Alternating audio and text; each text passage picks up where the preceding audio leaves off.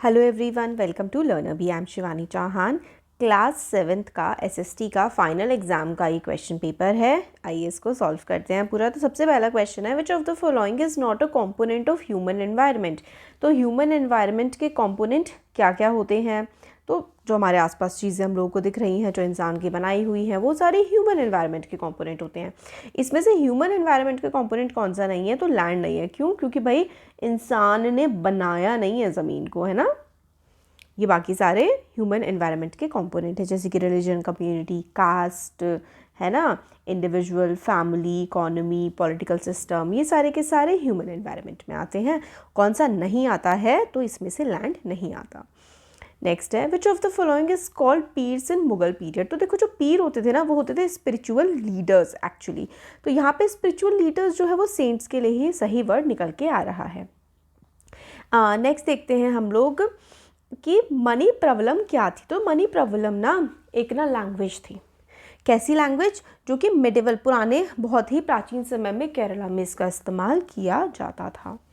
Question number 4 है, founder of Awadh state. Awadh का जो फाउंडर था वो था सादत खान। नेक्स्ट है question number 5, काल्हाना wrote a long poem in Sanskrit containing the history of kings who ruled over।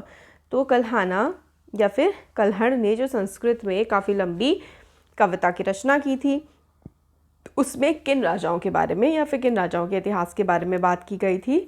तो इसका करेक्ट आंसर है कश्मीर। क्वेश्चन नंबर 6 है, द डैश मेंशंस दैट ग्रहकटिंगा हैड 70,000 गाँव। तो 70,000 गाँव ग्रहकटिंगा में थे। इसका मेंशन हम लोगों को अकबरनामा में मिलता है। नेक्स्ट है डेजर्ट। पहले तो ये ऐसा हटा दो, नहीं तो खाने वाला डेजर्ट हो जाएगा। डेजर्ट्स आर करेक्टराइज्ड बाय तो स्कैंटी वेजिटेशन, यानी कि अल्प वनस्पति, बहुत ही मतलब कम पेड़ पौधे हों तो उसको हम लोग स्कैंटी या फिर कम वेजिटेशन कहते हैं। और ये होती है डेजर्ट्स में, क्योंकि वहाँ पे पानी की कमी होती है। नेक्स्ट क्वेश्चन है, rhythmic rise and fall of ocean water twice in a day is called. तो रिदमिक मतलब एक बार ऊपर उठ रहा है, नीचे उठ रहा है, ऊपर उठ रहा है, नीचे गिर रहा है। इस टाइप से अगर कुछ लहरें चलती हैं तो वो टाइड्स होती हैं, ज्वार भाटे उनका हम बोलते हैं हिंदी में। नेक्स्ट है question number 9, generally the cold ocean current originate near. तो कोल्ड है, ठंडी ओशन करंट्स हैं, तो वो पोल के पास ओरिजिनेट होते हैं। नेक्स्ट है question, in a democracy which of the following could not be provision for welfare of people. तो भाई एम्प्लॉयमेंट है ना, काम देना, हेल्थ की प्रोवाइड करना, एजुकेशन प्रोवाइड करना, ये देखिए सी वाला ऑप्शन होने ना, एजुकेशन प्रोवाइड करना, ये सारे वेलफेयर के काम है। बट प्रॉफिट अर्निंग जो है वो वेलफेयर का काम नहीं है, सरकार की तरफ से नहीं आता है। नेक्स्ट है print media include.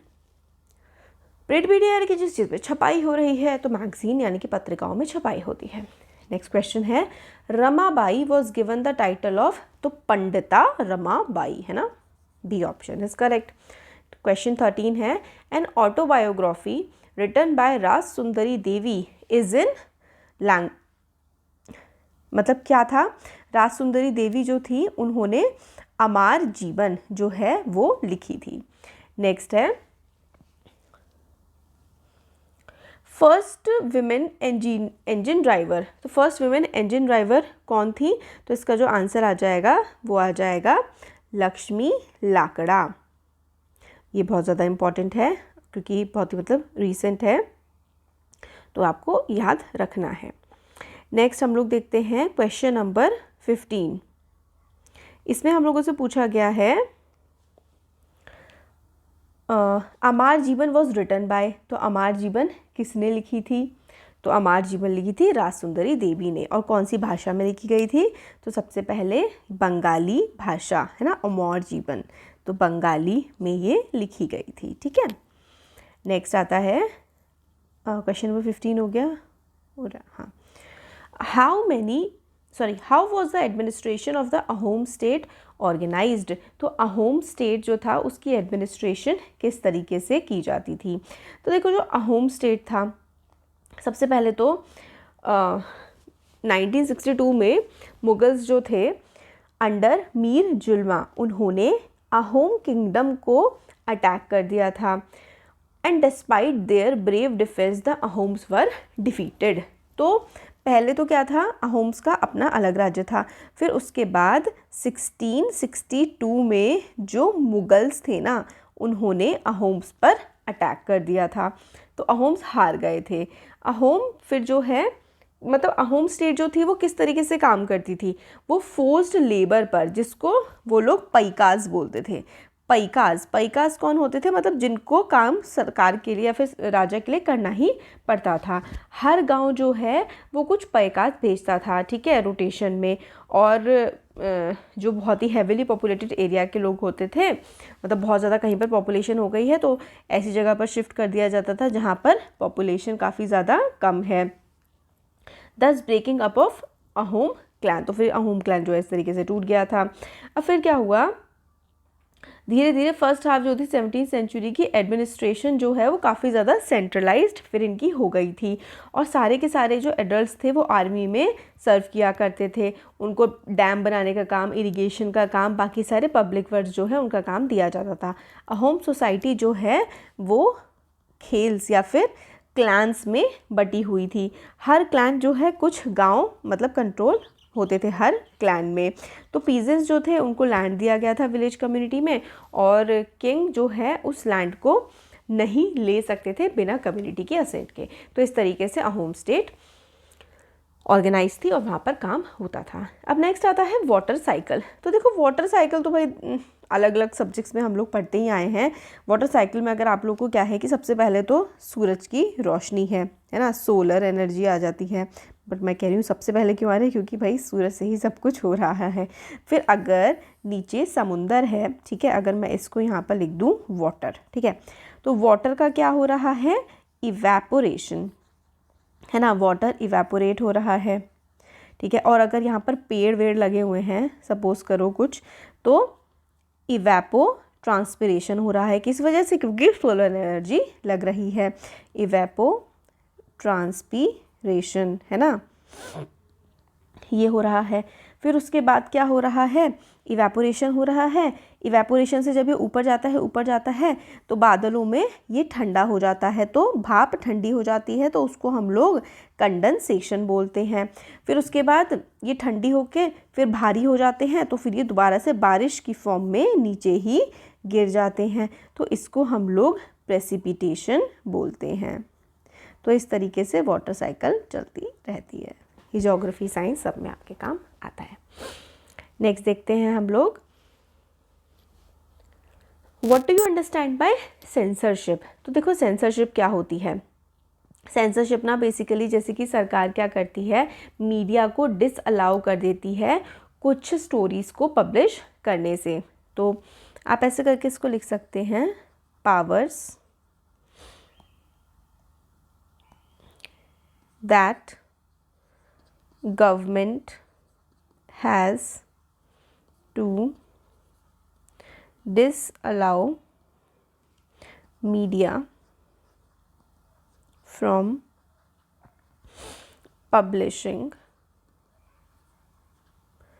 certain stories। मतलब कुछ स्टोरीज़ को दिखाने के लिए बस सरकार बिल्कुल मना कर देती है कि ये नहीं हो सकता, उसी को हम लोग सेंसरशिप बोलते हैं।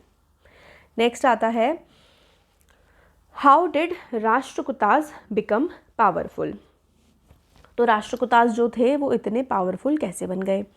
तो देखो क्या था ना, राष्ट्रकूटाज जो थे सबसे पहले तो कहाँ पर थे, डेक्कन वाला जो रीजन है, सदर्न इंडिया वाला जो रीजन है वहाँ पर ये थे।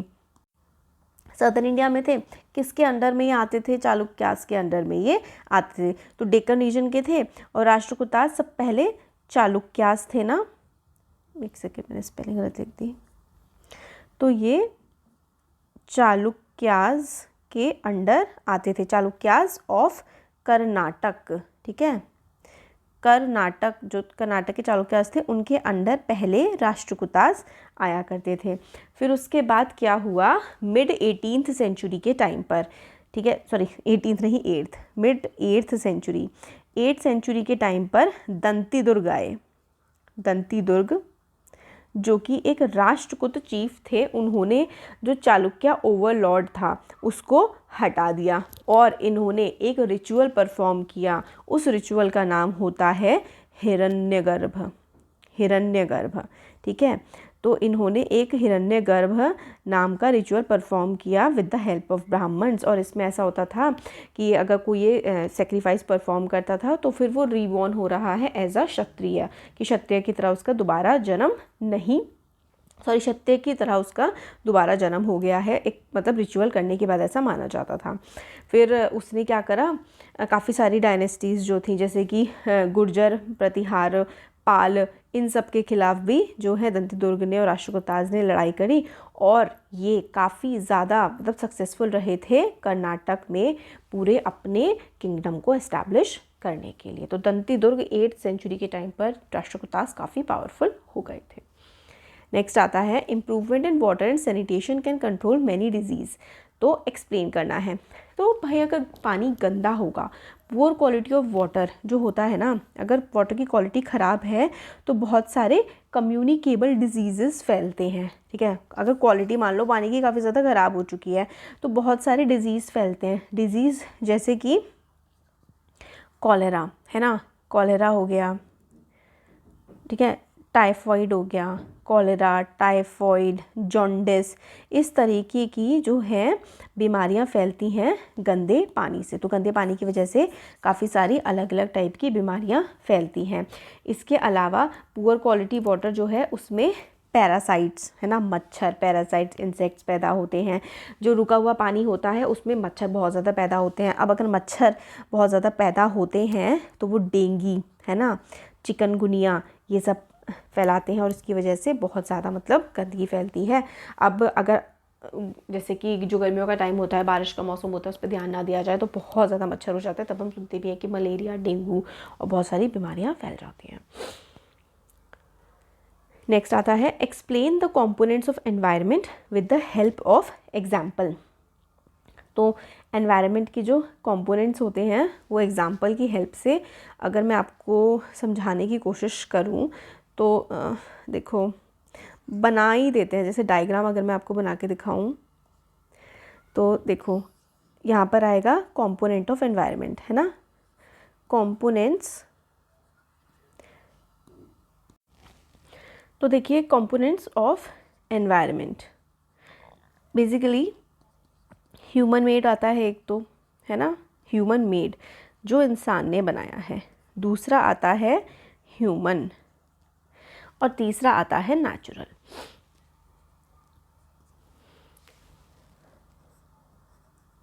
है ना, तो नेचुरल में अगर हम देखें तो हमारे पास आएगा लैंड, है ना, हमारे पास आएगा एयर और हमारे पास आएगा वाटर, लैंड, एयर, वाटर।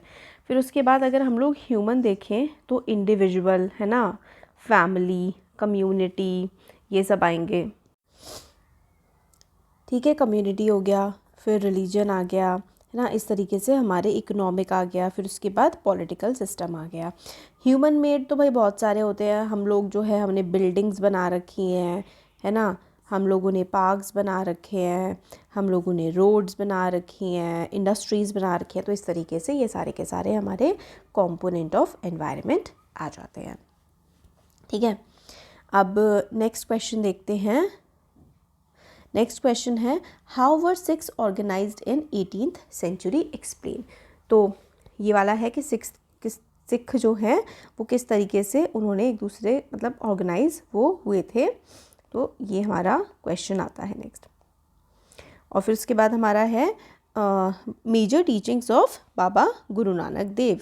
तो बाबा गुरु नानक देव की मेजर टीचिंग्स हमारी क्या क्या थी? गॉड इज़ वन, है ना, गॉड एक ही हैं। गॉड जो हैं वो फॉर्मलेस हैं।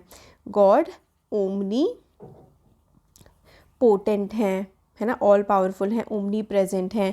गॉड जो हैं वो एटर्नल हैं। गॉड ग्रेट हैं। गॉड मर्सीफुल हैं। तो ये सारी की सारी जो है वो गॉड की ट्रेट्स हमारे मतलब रहते हैं। फिर जो ये और में है कि लोगों ने मीराबाई की जो यादें हैं वो प्रिजर्व करके क्यों रखी? क्योंकि वो उन्होंने भक्ति मूवमेंट की काफ़ी ज़्यादा इम्पॉर्टेंट मतलब पर्सनालिटी थी वो। उन्होंने कृष्ण भक्ति करी और जिस तरीके से उन्होंने कृष्ण भक्ति करी है उससे सभी लोग इंस्पायर होते हैं। नेक्स्ट जो है हमारा आता है the rain forest are depleting, हम लोगों को रीजंस देने हैं कि रेन फॉरेस्ट डिप्लीट हो रहे हैं, ख़राब हो रहे हैं, तो भाई ऐसा क्यों हो रहा है। तो देखिए रेन फॉरेस्ट जो है ना वो हमारे लिए बहुत ज़्यादा इम्पॉर्टेंट है। ख़राब क्यों हो रहे हैं, प्रॉब्लम क्यों आ रही है, तो कई सारी हैं। एग्रीकल्चरल एक्सपेंशन, ठीक है, एग्रीकल्चर एक्सपेंशन। फिर नेक्स्ट आता है माइनिंग, नेक्स्ट आता है infrastructure expansion, industrialisation.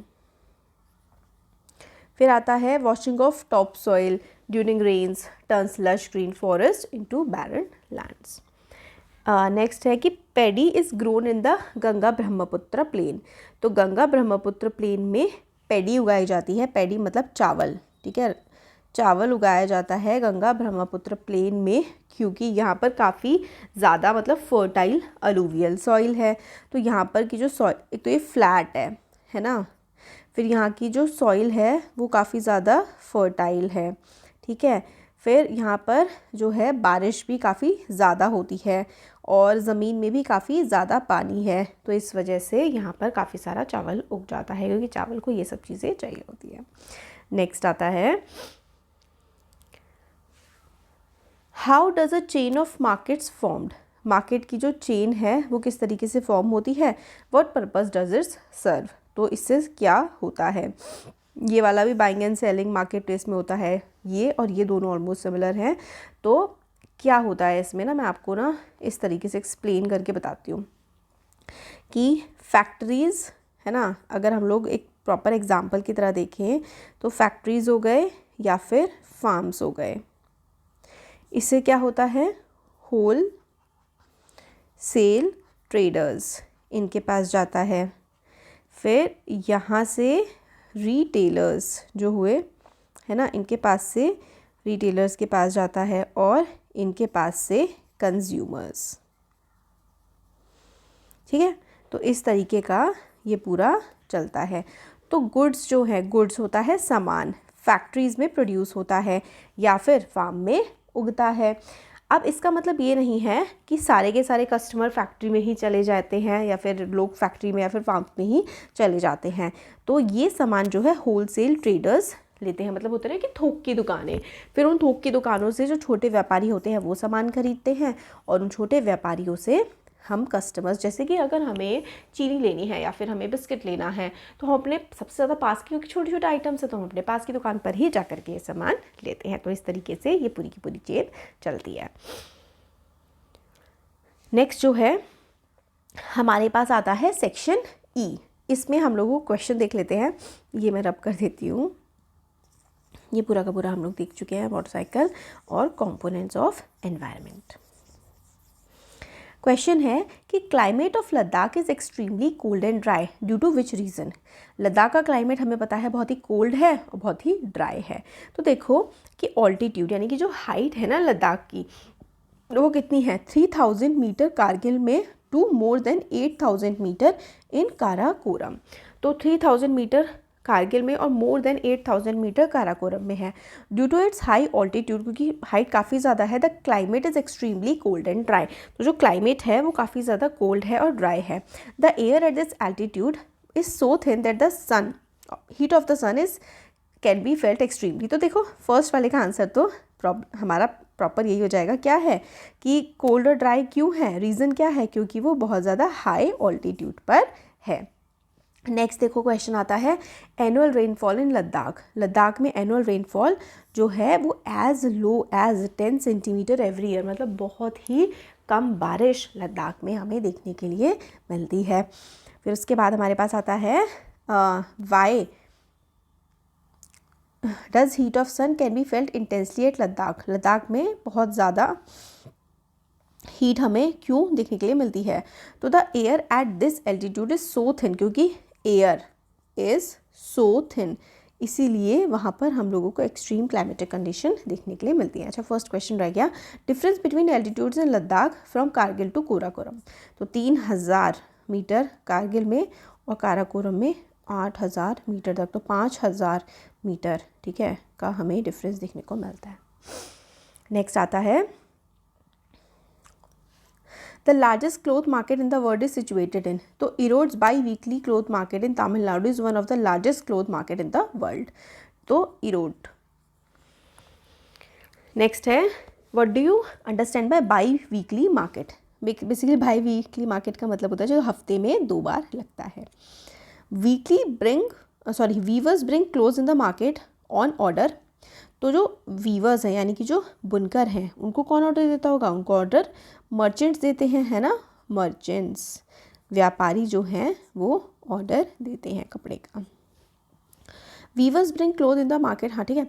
Merchant supply cloth on order of merchant, किसके ऑर्डर पर क्लोथ सप्लाई करते हैं, तो garment manufacturers and exporters around the country.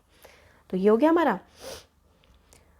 अब बिल्कुल लास्ट वाला आता है सुंदरबन डेल्टा कहाँ पर है, तो सुंदरबन डेल्टा बंगाल में हमें यहाँ पे देखने को मिलता है। लद्दाख कहाँ पर है, तो जो हमारा अपर पार्ट है, ठीक है, ये हमारा इधर लद्दाख हमें देखने को मिलता है। और गंगा नदी जो है हमारे पूरे नदर्न इंडिया में इस तरीके से बहती हुई गंगा नदी हमें देखने को मिल जाती है। तो ये हम लोगों ने पूरा का पूरा क्वेश्चन पेपर कर लिया है। वीडियो पसंद आए तो like share subscribe. Thank you.